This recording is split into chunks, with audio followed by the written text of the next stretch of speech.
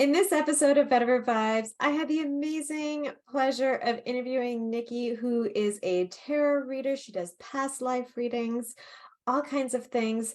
This gets a little bit woo if you're not sure where we're going with this. If you love the woo-woo aspect, you will love this episode. If you're questioning the woo, please keep an open mind. It's absolutely amazing.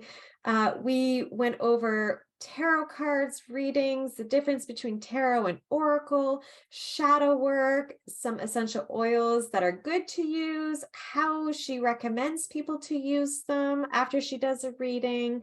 We talk about vibration, the vibration around us, tapping into that. And then she actually does just a very mini reading with me, just a few tidbits, which I didn't mind sharing on the podcast episode. So you can hear that mini reading. And then she also gives a recommendation on what oils I can use and affirmations to go with it. So please keep an open mind, as I said, when you listen to this episode. And I hope you enjoy this episode of Vetiver Vibes. Welcome to the Vetiver Vibes podcast. We're your hosts, Nicki, Rachel, and Rhonda, certified clinical aromatherapists coming to you from Ontario, Canada, and on the internet everywhere. This episode is brought to you by Essentria, a leading online school for aromatherapy. Essentria is your go-to source for clinical aromatherapy certification programs that are recognized by NAHA and the Canadian Federation of Aromatherapists. If you want to learn more about how to use aromatherapy with kids, check out their website, www.schoolofessentria.com. We're excited that you've given your time to be here with us, knowing you'll get the best essential oil scoop. Hi, welcome to this week's episode of Vetiver Vibes. Nicki Fraser here, and I'm very excited to have Nicki Ojeda, also known as Tatiara, with me. She has been a tarot and past life reader for 35 years. She creates custom essential oil blends and flower essence based on the energies shown in the readings, based on archetypal wisdom. She also holds archetypal embodiment workshops, which is an experiential moving meditation wherein she touches into the unconscious and taps into the innate body wisdom. Welcome to this episode. Thank you for having me. Yeah. So we always like to start with the same standard question to our guests, and some people find it easy, some people find it hard, but what would be your favorite oil? Well, I can tell you the oil that got me into oils, and it was sandalwood. Beautiful. Yes. And so I had a mentor. I worked in her herbal shop, and I got to pour oils because she would buy them in bulk. And so that was when I was 15, and I started, doing all that. And I smelled it, and I said, this takes me back to ancient Persia. I didn't even really know what I was talking about. It was just amazing. So it's still one of my favorites, and, it's really good stuff. It is. It's a beautiful, beautiful oil. Love using it. And can you share with us, how did you get into tarot past life readings and a bit more into how you got into aromatherapy and essential oils?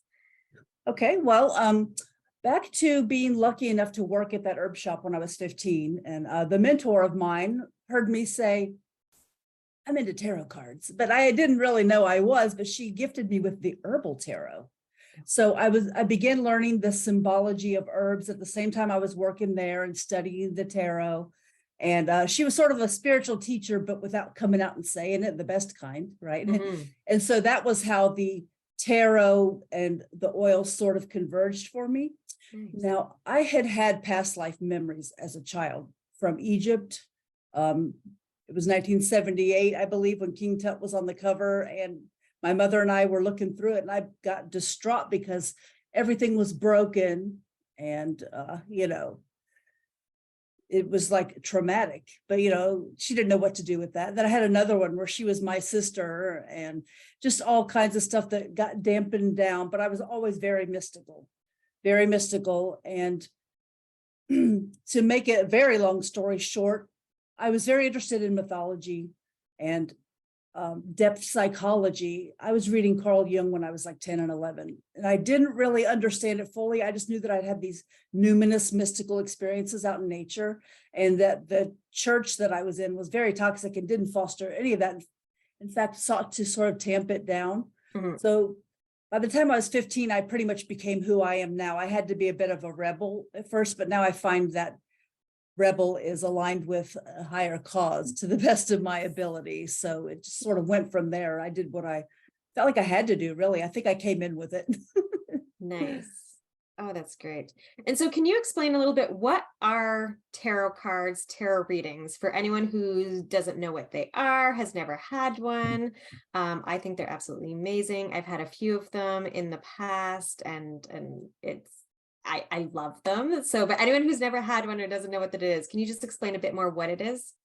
Sure. Well, I'll just back up and say that the earliest tarot cards we know of are from the 1300s, but they're, while we have no proof, it's all conjecture that they were much earlier, and that they have the pictures and everything speak of initiatory rites, and also just like almost like Joseph Campbell's hero's journey regarding the major arcana, which is the 22 cards that sort of relate more to the spirit or the soul, whereas the minor arcana are essentially the same thing as a deck of regular playing cards, and except for they had the knight in them.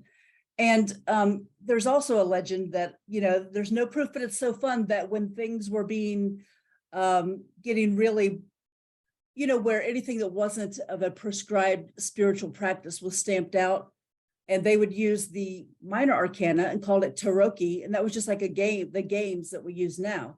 And then like people who were a seer or that equivalent in the village would have their major arcana, and they would do a reading using both sets, and so you could see how these spiritual forces affect the everyday. And so the four suits, the regular cards, they're of course diamonds, spades, hearts, and clubs. And the equivalent would be swords, wands, cups, and pinnacles in the tarot, but it's the four elements. And so these are all different types of symbology. So you really have to have a symbolic and mythical mindset to where you pretty much go beyond the mind and let the symbolism speak. But that's basically it. You're doing divination by tapping into these symbols. And I do it a little bit differently. I'm not actually strictly a fortune teller, like this is going to happen. No, I don't work in things that are set in stone, except for the things that are, you're born who you are and all that stuff. And you have these things that you're here to do, but how they manifest is like a mandala of possibility. So I showed my querent, that's the person getting the reading, what their trajectory, is looking like, so that they can see what's there. And I always give them tools or practices so that they can make these checks and balances to try to take this trajectory more toward a desired outcome. It's like some readers that just like, oh, yep, you're right. You absolutely are, messed up here. All right, next. I don't do that. I seek to empower. nice. So really, it's like I use it to change the trajectory, but it's like a glimpse around the corner, but it's not set in stone by any means. Yeah, no, absolutely. That's awesome. And so now, because there's tarot cards, but then there's also oracle cards. I know we sometimes we have a couple of different decks with essential oils that we'll just do a random live pull, things like that, or we'll do single card pulls for people in our groups, things like that. So what would be the difference between tarot cards and then oracle cards? Well, the difference is how these symbols are displayed, because the main purpose of the cards is to filter down the infinite so that we can translate it into usable information. And the tarot is a specific system, divided into elements, and there's all these symbols of the major arcana, sort of like a journey, a mini journey, not just your whole life, but you go over it over and over. Whereas the oracle cards, they're the same thing. It's a symbolic thing, but it isn't as much of a particular system. You're more like following your intuition, which I do that anyway. Not all tarot readers do, but it's definitely it's less structured. So it's a multitude of meanings. Mhm. It's the same concept. It's just a different form for utilizing the concept of, a symbolic intuitive knowing. Okay, awesome. Because yeah, intuitively, like I love using my oracle cards like all the time just to help almost focus on like, okay, what is it that I need to maybe let go of, or what do I need to maybe put out into the universe more to see what can come back to me? Like it just, when I'm stuck in my head, I find if I just do even just a one card pull, it just helps me get out of my head and like just shows to the universe like, okay, universe, like give me the signs and what is it that I'm looking for right now. So I absolutely love that. That is so great. And now, how do you bring in the aromatherapy and essential oils into this? Okay, so there's a lot of different correspondences that I've had a lot of training in over all these years, basically related to elemental and planetary associations. But I've been doing it so long that it is really more me just tapping into an energy field and the things that have a similar vibratory rate as what the card is telling me, that this querent needs checks and balances here and a little more of this, and to bring in the energy of a certain thing, I'll have a certain oil and then something else to counteract another thing being shown. It's very beyond words, but I really just listen. And then I'm at the point now where they speak to me, Mhm. like the actual spirits of the plants speak to me, because it's part of our birthright to tap into these energies. And really the way healing is set up now, it's, even people who are using herbs and stuff, they'll be like, oh, I'm going to take this for that. Or really, you just need to, rather than, I know I'm not the first person to say this, but you're not just treating the disease here, you're treating a person. And this disease has happened to manifest this way in this person. And it's always different. Of course, there's commonalities and we can utilize those. I use both as much as possible, but the energy field wins out. Mhm. No, absolutely. I love that. And like you said, every person's different, every person's unique. And when I see people in person, depending on, because I bring in my aromatherapy, my reflexology, my Reiki, all of it together when I'm working with a client one-on-one. And it's sometimes it's like, well, what are you holding on to? And it's manifesting in a certain area, which someone else I see, they might have something in the same area, but they're holding on to something different. Like it's how it's manifesting Yes. can show up different in each person. And it is. So someone might have the same condition, but the way that they're manifesting it is completely different physically, emotionally, mentally, spiritually, all of that. We have to look at ourselves as a mind, body, soul connection. And I always compare ourselves to a puzzle, and each puzzle piece is different and unique for each person. That's beautiful. And I think of it as a mandala. So it's like, Yeah, so that your that's personal energy field is like a mandala that, it goes in infinitely and it goes out infinitely, oh, I you know? love that. And then a tarot reading is also a microcosmic mandala of energies that can point, and I make the oil for the querent afterwards. So Mhm. this is whether I'm doing an online, like a Zoom reading, Yeah. or that's usually when I make oils for people. When Okay. I'm doing readings back to back at an event, I don't generally do oils, but I have a lot of oils for sale, zodiac Mhm. oils and whatnot, and I can guide them toward pre-made oils, Yeah.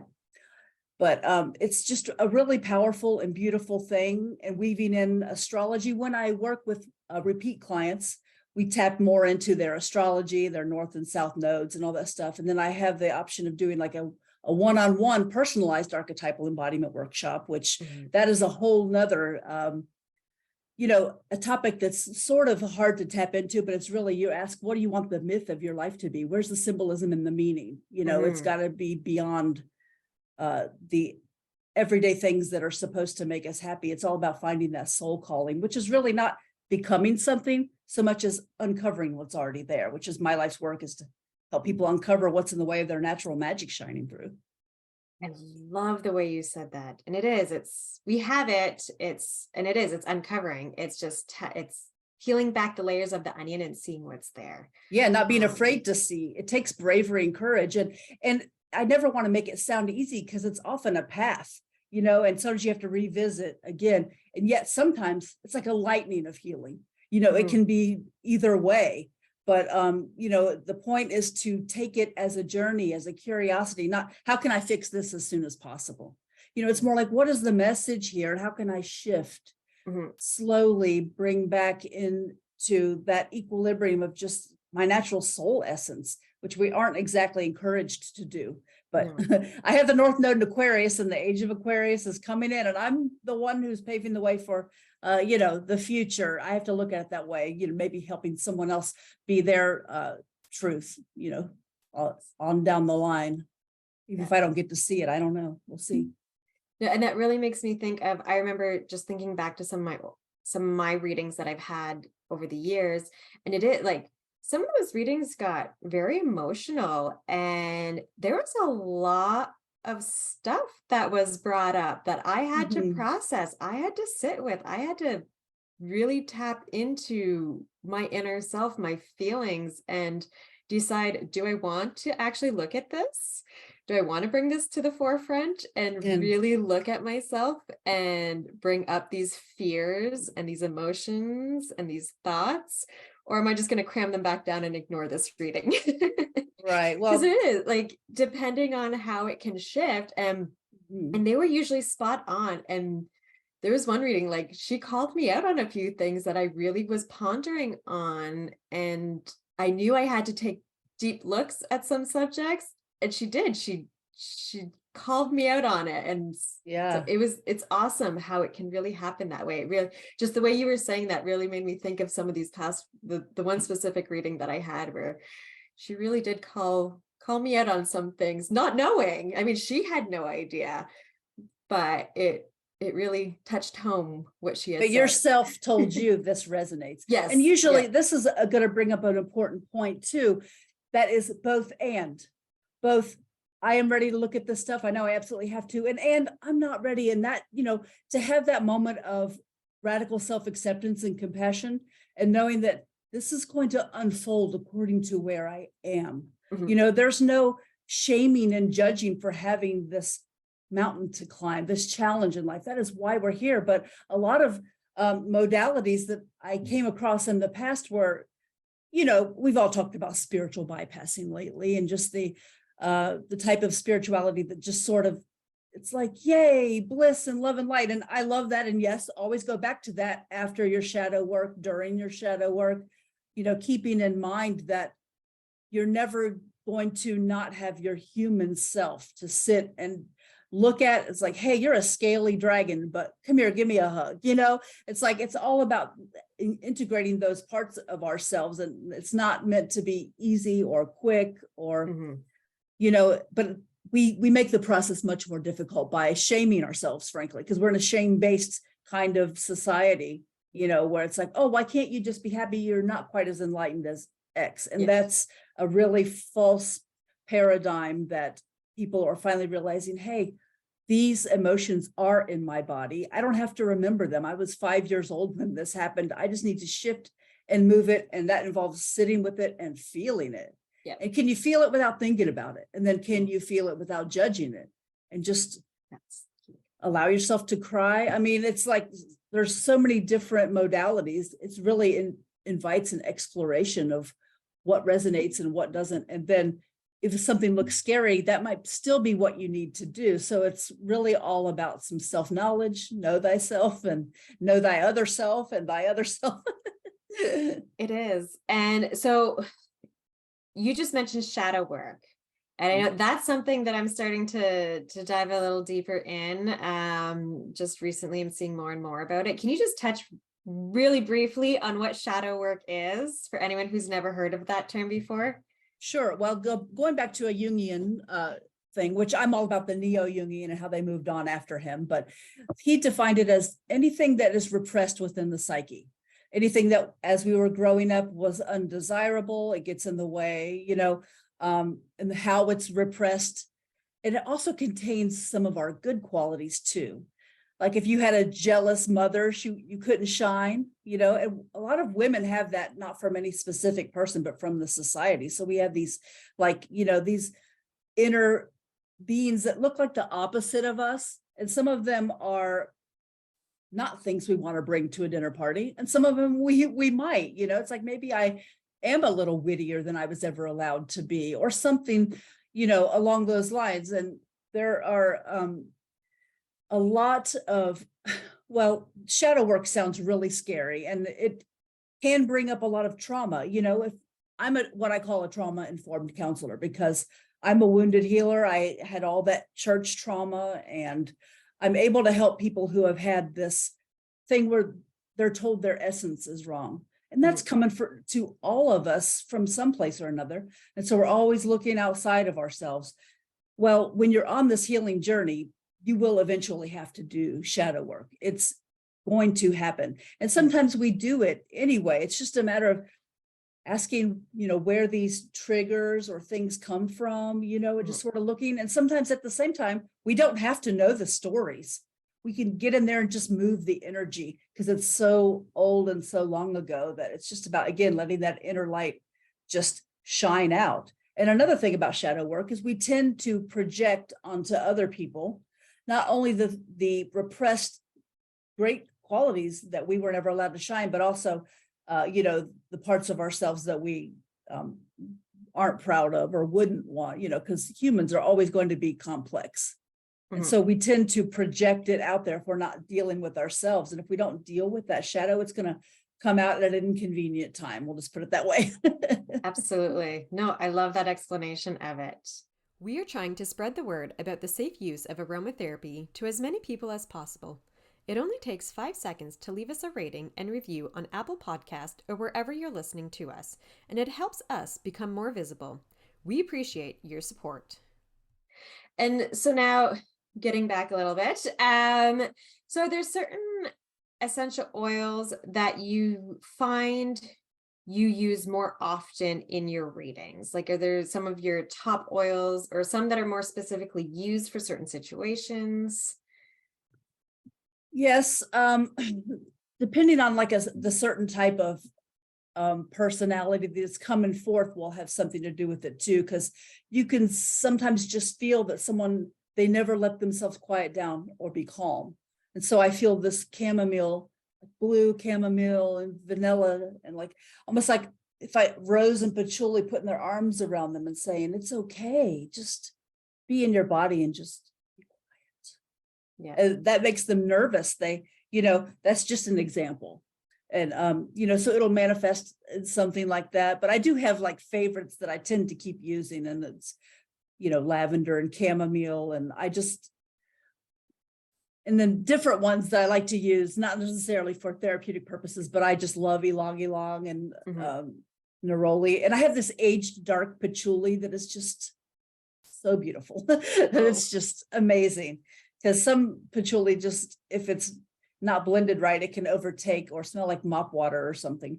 This is so beautiful. So patchouli and rose and sandalwood. And nice. I use grapefruit a lot too. People are like, really? But it is a very cheerful oil, and it's uplifting, kind of like a catalyst. Yeah.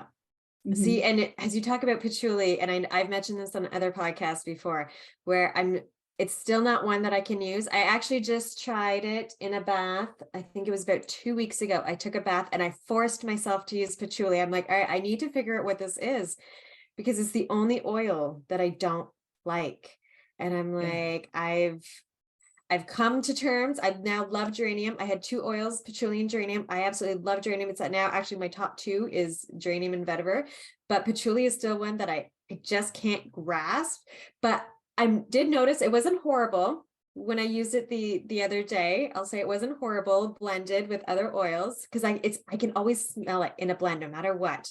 But I do find, right, the older it is, the more I am enjoying, I shouldn't say enjoy, the more I can tolerate the aroma.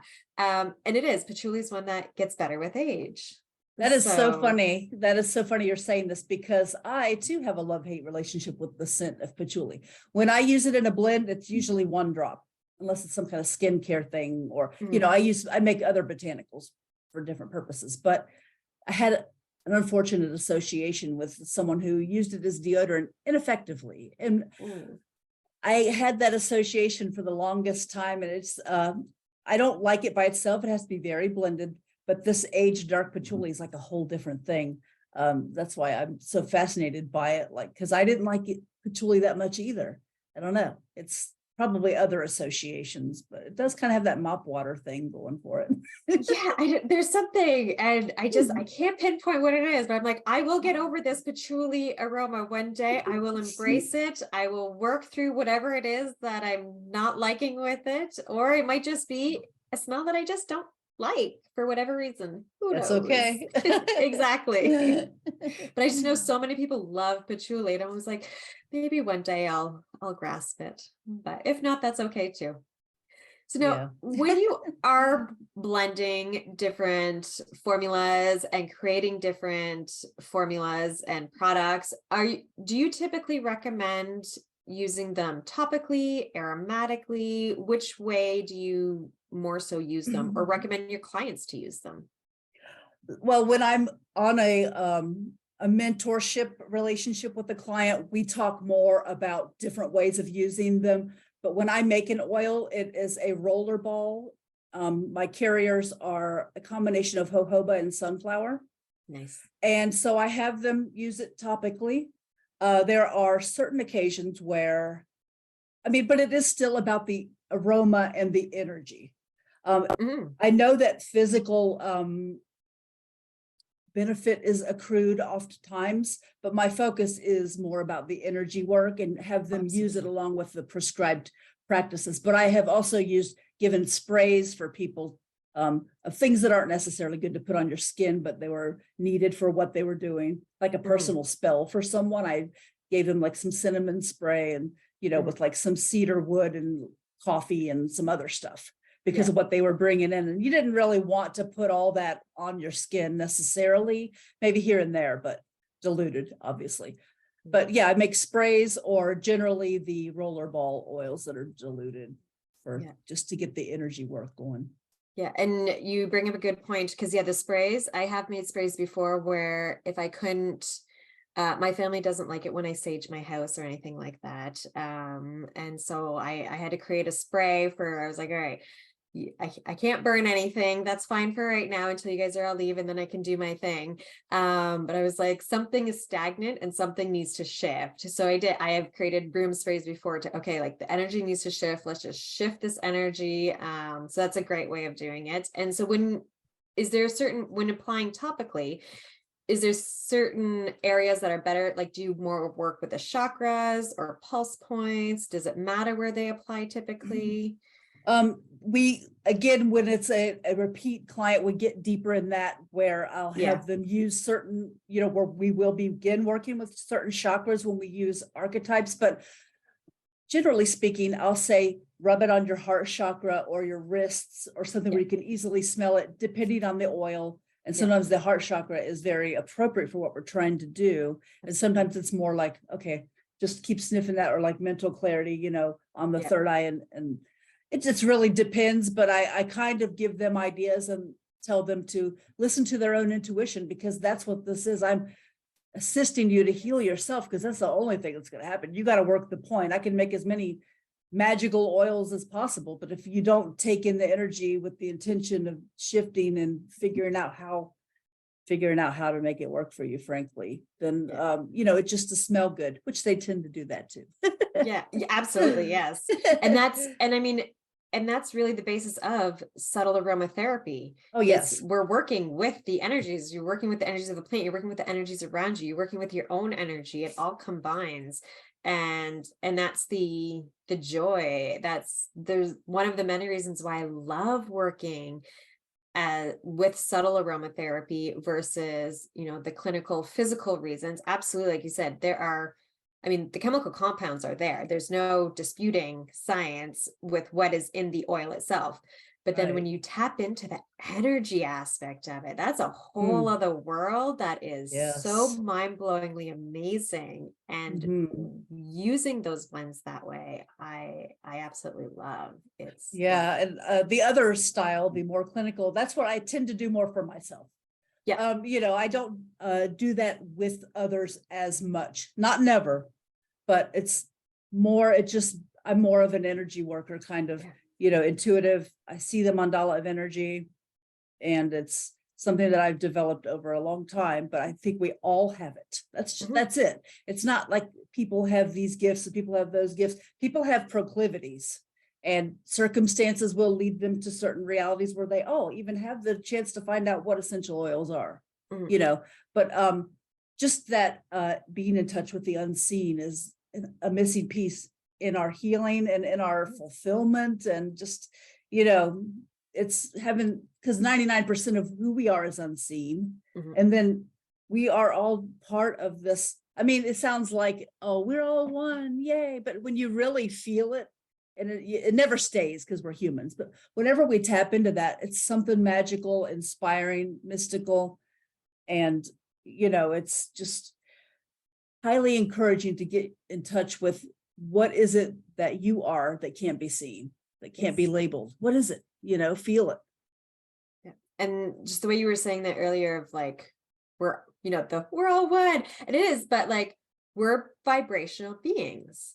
The table in front of you is vibrational being, the phone or wherever you're listening to this podcast, those are vibration. There's a vibration in everything around us. And that, that is also, there is science that comes behind the energy aspect. And I love that science. Absolutely. People have decided to start studying this stuff. I'm like, yes, just because you can't see it doesn't mean it doesn't exist. And so the vibrational aspect, I mean, that's really what it is. It's like you picking up on the vibration of the people around you, of the plants around you, of the energy around you, of all of that. And it's powerful. And it doesn't, some people can tap into it quickly and then it does disappear, as other people, they can tap into it longer and feel it longer. And, it's something that I've worked harder and harder to like, just, open up my third eye more, open up my energy more, my intuition more, and being able to tap into that more and more, because it's something you need to work on. Yeah, actually, I use that sentence all the time. Everything has a vibratory rate. And that's how, we can find these things that can assist. And like you said, you just had to finally trust and open your third eye and do all that. Well, I had to do that too, because I came in with the archetype of the mystic. And if I don't live the archetype of the mystic, I'm going to go through it in a distorted form, which is more likely to be an addict. Like all the archetypes. This is another thing I do and help people upgrade their archetypal expression, because, then we have this victim consciousness that can become the sacred warrior. It evolves to its next stage. If that makes sense. It's like these archetypes have more than one stage, and it's not like you're trying to intrinsically change yourself per se. You're just letting that unfold in the more aligned way. It's like a more divinely aligned expression of this internal archetype, which we all have them all, but we all definitely do have some going on more than others. It's just the beauty of being us, and, just owning what archetypes are calling to you. And, that's just such a wonderful way to cover so many different types of healing modalities. It all comes back down to archetypes, which are primordial patterns of energy. There we are, vibratory rate again. Oh, that's amazing. I love it. I mean, I feel like I could talk to you about this for so long, and it is, I find people will think that we're woo-woo, or they'll totally get it. And both are okay. And I just love, if this isn't something that you've heard a lot about, that, maybe you start looking into it more. And if this is something that you are fully in alignment with, amazing, keep it up, because this is when I love the aspect. I just wish I had more time to tap in and go deeper and deeper with it, along with like my 1,001 wish list of things that I could learn more and tap into more. This is on it, definitely. Now, I know you've said that you would do a mini reading. Absolutely. Is that something that I would love to do that for you. Yes. I'd rather do that for you than for the collective. Yes. Yeah. So this would be something specific for me, and I'm just okay with having it shared. I don't have a problem with that. I'm a very open book. Okay. So the way I like to do it, first of all, let me just say, I'm here on this planet to usher in the woo. So I do make it the bridge, easier to cross. Like I even work with people who are atheists. We just talk about the symbolism of what's happening. It's really another doorway in, it's just expanding who we are or not. Okay, so what I like to do with the mini reading is I don't want you to ask me any questions until after, because that way I have just the pure doorway in, and then, then I like to see where the guidance can come from. But so what I would ask is that we just kind of like put all the cares of the day, they're just over there, I'll pick them up later, and we'll take 3 deep breaths and really come here.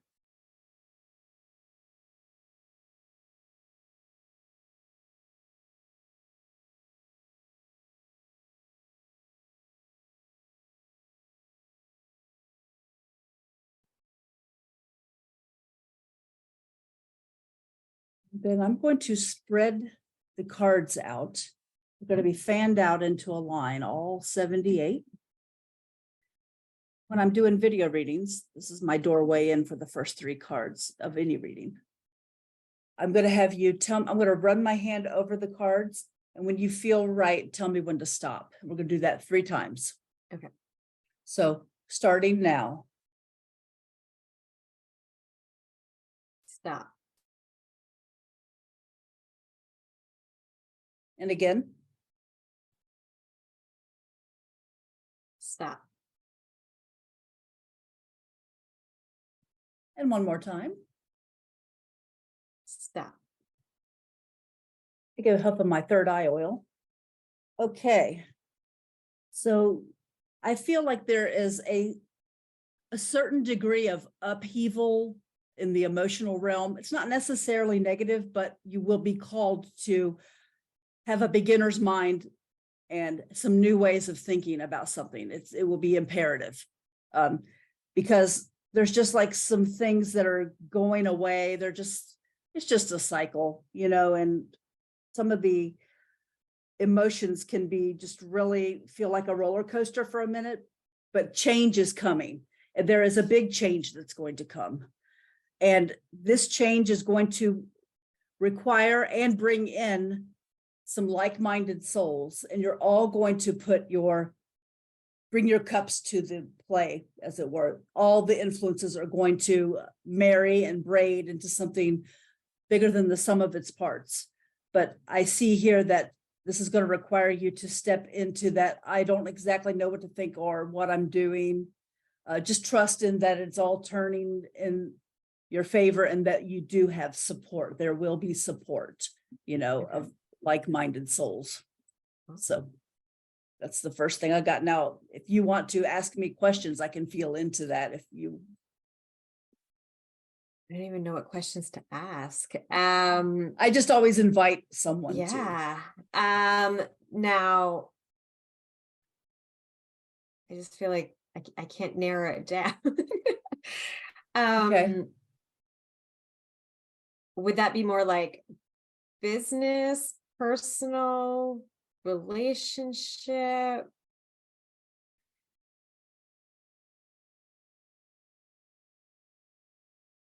It's out in the world. It's external.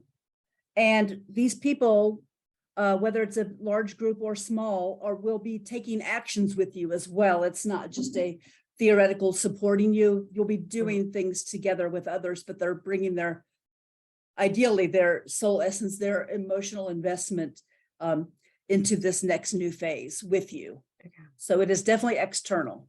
Okay. So at this point, I could give you an idea of what, I could say what oils that I would create from this, even though it's a mini reading. I'm just going to start talking. Okay. The new mind is coming in. You're going to tap your mind into divine mind with lemongrass. It's going to clear the miasma before you make a big decision.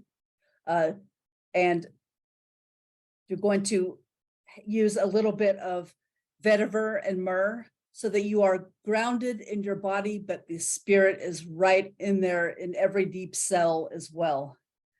And you can have some ylang ylang and lavender there to foster the friendship and the emotional connections required, and then 1 touch of basil for all that action needed. And I would give affirmations for this. My mind is clear, open, and ready to receive. I'm curious and excited, and it's okay if I don't know anything.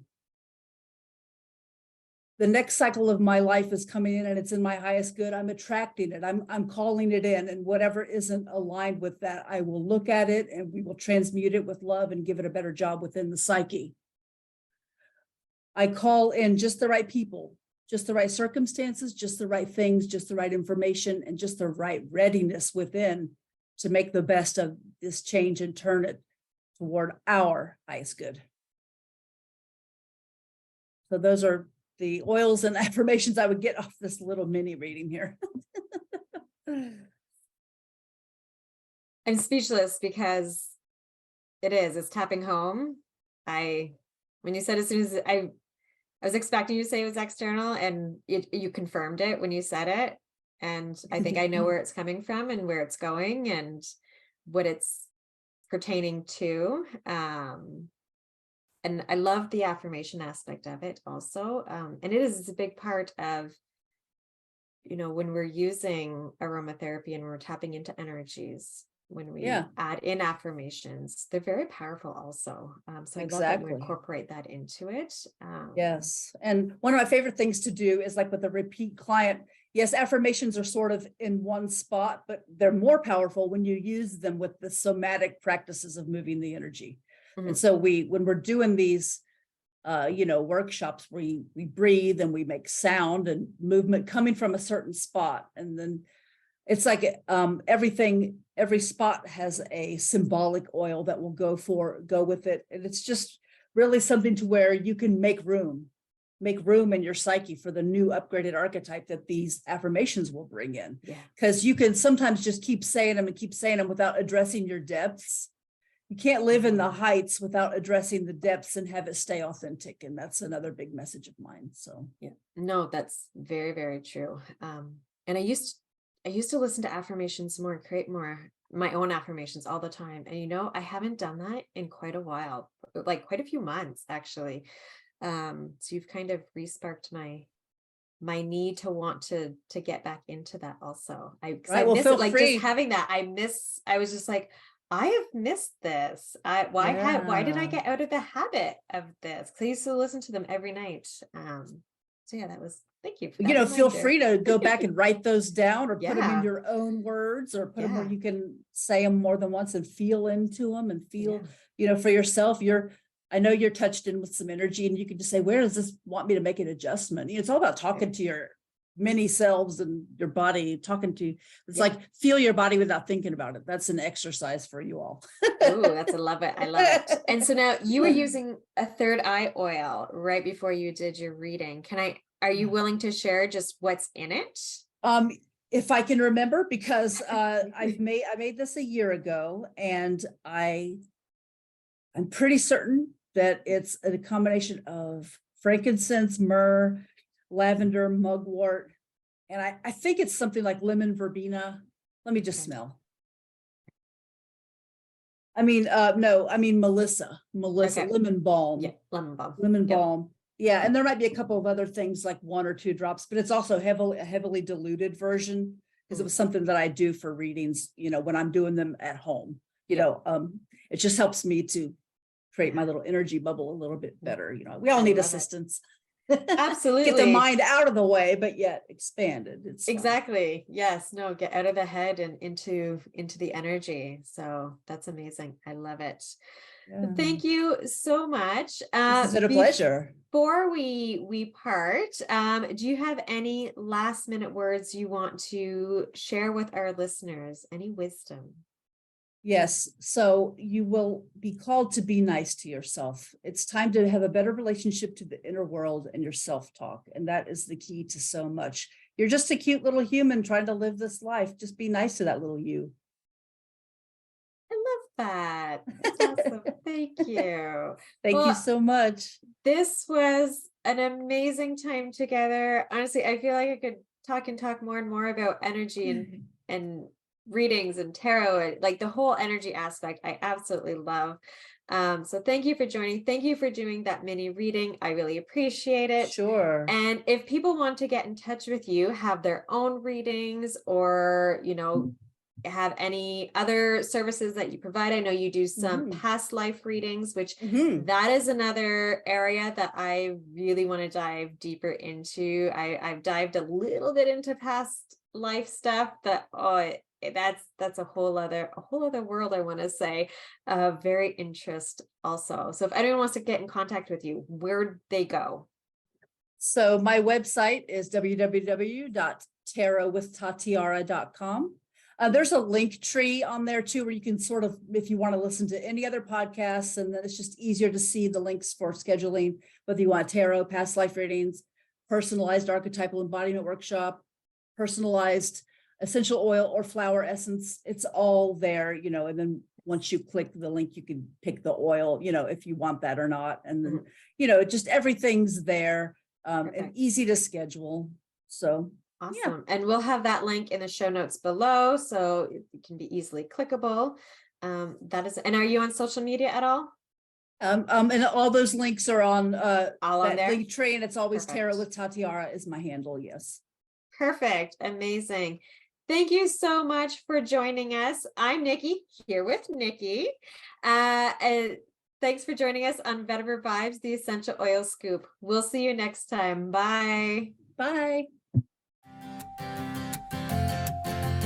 This episode was brought to you by Essentria, a leading online aromatherapy school. You can join the free Introduction to Essential Oil course at www.schoolofessentria.com. If you love this episode or you got a lot of value out of it, please make sure you share it with someone in your community who you think will enjoy it too.